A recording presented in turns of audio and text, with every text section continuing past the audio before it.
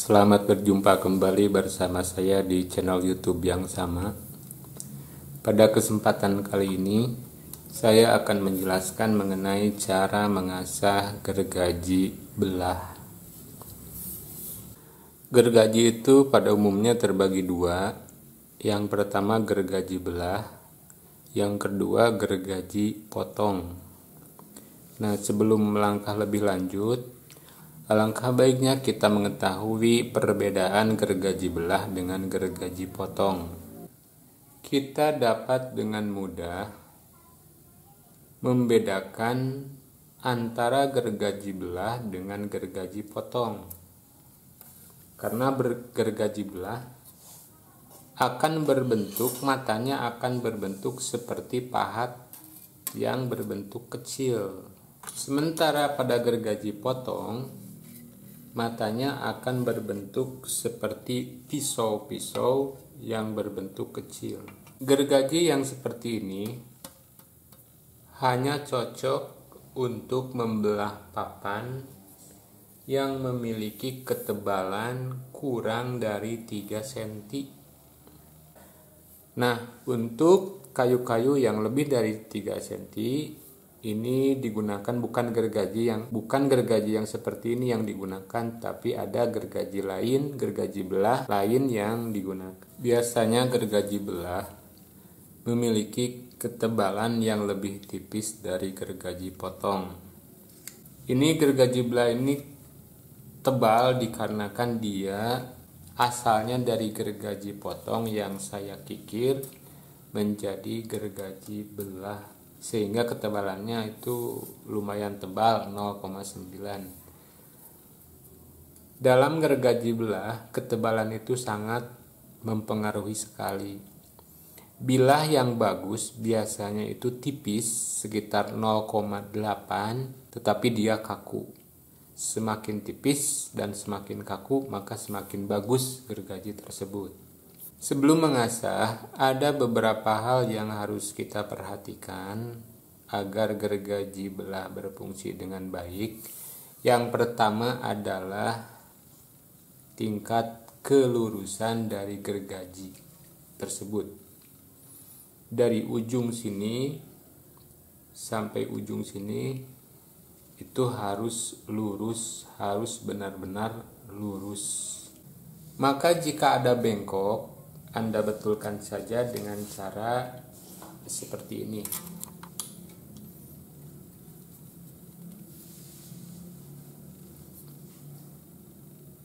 Kemudian perhatikan apakah bilahnya sudah lurus atau belum.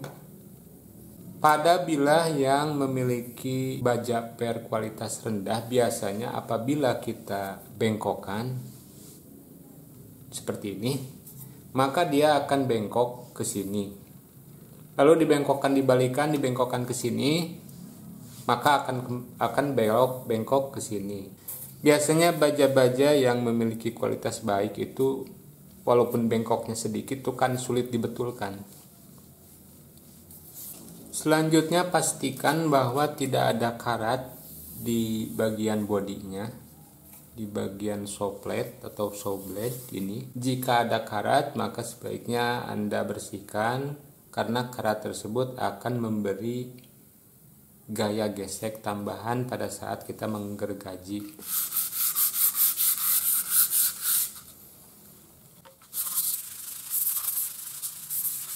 Pada gergaji belah itu dibuka dulu sebelum diasah, bukan sebaliknya, diasah dulu kemudian dibuka. Jadi matanya kita buka terlebih dahulu sebelum diasah. Dan perlu dipahami bahwa dalam bukaan mata gergaji belah itu tidak sebesar dengan gergaji potong. Jadi pada gergaji belah dia dibuka sedikit saja agar tidak terjepit pada kayu. Selanjutnya setelah kita buka, maka apabila hanya sekedar mengembalikan ke ketajaman semula, maka bisa kita kikir tanpa menggunakan penjepit. Kikir yang digunakan dalam mengasah gergaji belah itu memiliki ukuran 2 kali lipat lebih besar dari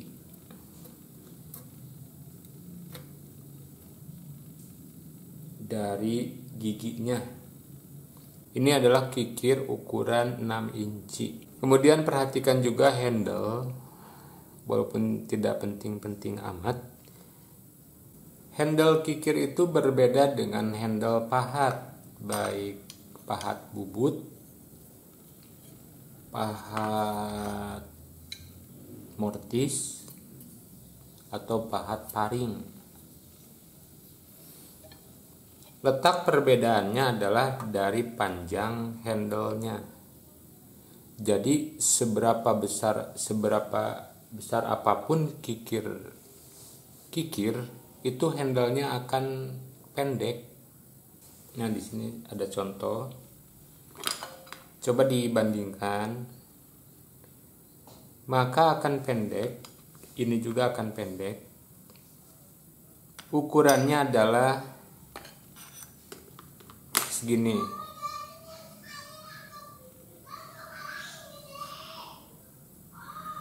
Itu ada artinya karena kita pada saat melakukan pengikiran, maka bukan hanya tenaga tangan saja yang digunakan, tetapi kita menggunakan palem atau telapak tangan.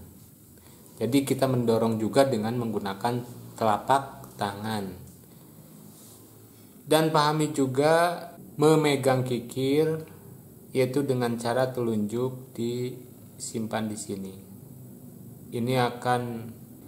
Ini akan membuat si kikir tersebut kokoh, tidak berubah-ubah sudutnya. Kemudian tangan kiri kita simpan di sini. Jadi kita mengikir seperti ini. Pada dasarnya mengasah gergaji belah itu sangat mudah karena kita memerlukan kikiran dengan konfigurasi zero slope. Artinya tidak ada seperti ini. Dia tegak lurus seperti ini, tidak begini. Ini namanya zero slope. Kemudian zero flame, artinya dia tidak ada sudut di sini. Tegak lurus dari saw plate ke sini, ini tegak lurus. Kemudian zero rack, maksudnya adalah hasil kikiran yang di sini itu tegak lurus. Putaran kikir ini akan mengubah sudut rack, maka pada gergaji belah dia tegak lurus. Di sini kita membutuhkan kikir dengan kualitas yang bagus yang dapat menggerus metal dengan mudah. Semakin tinggi tingkat kekerasan kikir, maka akan semakin mudah menggerus metal atau bilah gergaji. Sebaliknya, kikir yang tidak memiliki tingkat kekerasan memadai itu hanya akan menghasilkan bunyi ngilu, bunyi yang tidak enak terdengar. Walaupun kita tekan, kendati kikir tersebut masih baru. Nah, jika kita hanya ingin mengembalikan ke ketajaman semula, misalnya gergaji ini sudah agak tumpul, maka kita tidak memerlukan penjepit, hanya dipegang saja. Perhatikan bahwa jempol kita taruh di sini. Ini maksudnya agar tidak terjadi getaran pada saat mengikir.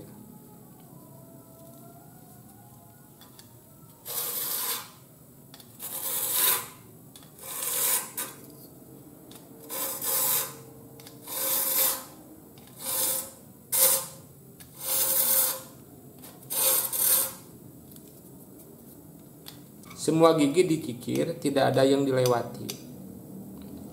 1, naik ke gigi 2, tidak dilewati.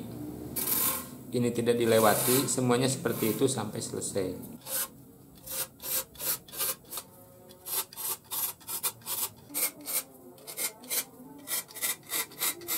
Yang tadi saya jelaskan adalah pengikiran untuk mengembalikan ke ketajaman semula apabila gergaji ini agak tumpul. Tapi apabila gergajinya tumpul, sangat tumpul sekali, kemudian tidak rata, maka mau tidak mau kita harus meratakannya terlebih dahulu menggunakan kikir atau menggunakan diamond plate. Maka kita ratakan dulu.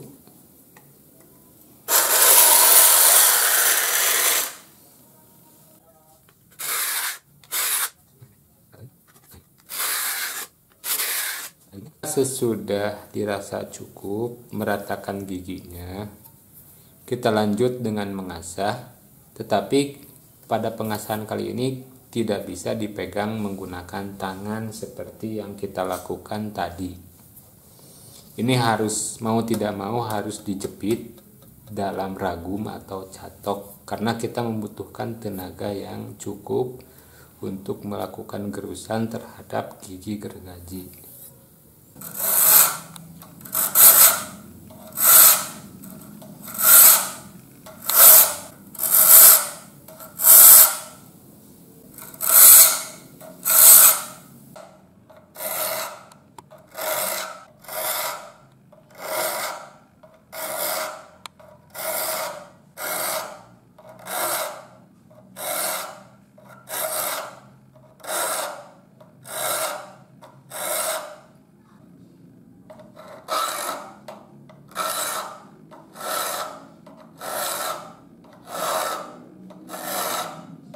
Baik, sekarang gergajinya sudah terasah tajam, kemudian sudah tersetel dengan baik. Dengan kata lain, dia bilahnya sangat lurus. Kemudian gigi yang rata.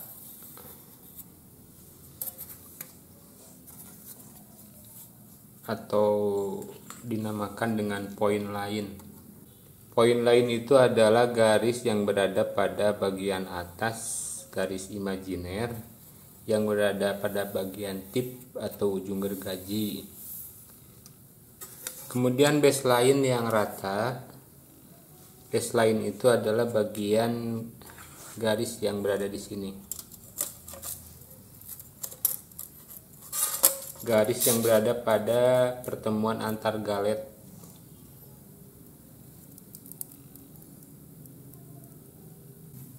Selanjutnya ada hal yang paling penting dalam gergaji itu adalah bukaan mata. Bukaan mata ini harus benar-benar seimbang, antara kiri dan kanan itu harus benar-benar seimbang atau simetris. Jika tidak simetris, maka gergaji itu akan belok atau susah dikendalikan. Jangankan tidak simetris, yang simetris aja kemudian ada satu gigi yang menonjol itu sudah berpotensi membelokkan gergaji. Jika gigi yang menonjol ke sebelah kanan, maka gergaji akan belok ke sebaliknya, ke sebelah kiri. Demikian pula sebaliknya, apabila gigi menonjol ke bagian kiri, maka gergaji akan belok ke kanan. Ini sangat penting sekali. Nah, sekarang kita akan coba ke beberapa kayu. Di sini saya punya kayu jati Belanda. Jati Belanda ukuran panjang 50 cm. Kemudian ada juga di sini papan kayu manglid. Papan kayu manglid. Kayu manglid itu kayu lunak, kekerasannya sedikit di atas jati Belanda. Ukuran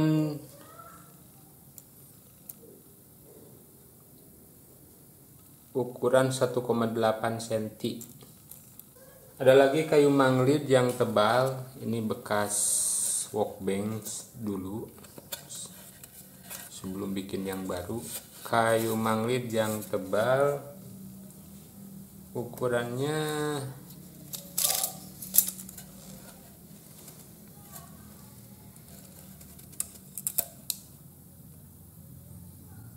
2,5 cm.